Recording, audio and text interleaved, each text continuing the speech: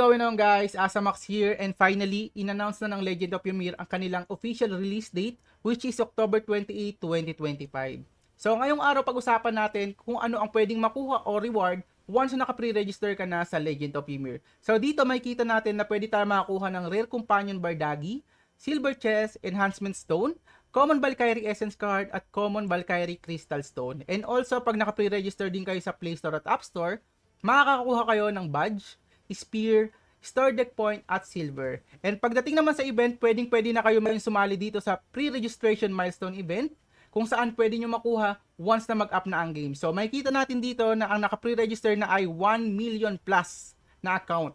And also, pwede rin kayong sumali sa friend invite event kung saan pwede kayong makakuha ng lottery ticket na pwedeng gamitin sa lottery event. And dito naman sa event 3, ito yung mga event kung saan gagawa kayo or magpipre-register kayo, magsusubscribe kayo sa WeMade channel, gagawa kayo ng Wemix Play account, sasali kayo sa Discord ng Legend of Ymir, at make sure na naka-pre-register kayo sa Play Store at App Store. And meron din ditong weekly check-in guide kung saan pwede kayo makakuha ng pre-registration coins na pwede nyong maklaim once na nag-up na ang game. So dito naman sa lottery event guys, as I mentioned earlier, kailangan nyo mag-invite para makakuha ng lottery ticket at manalo up to $500k. And dito guys, pwede kayo magpalugo ng Wemix nyo sa Wemix Staking for Ymir. So pwedeng lumago yan, pwedeng lumaki. Ang gagawin nyo lang ay mag-stake.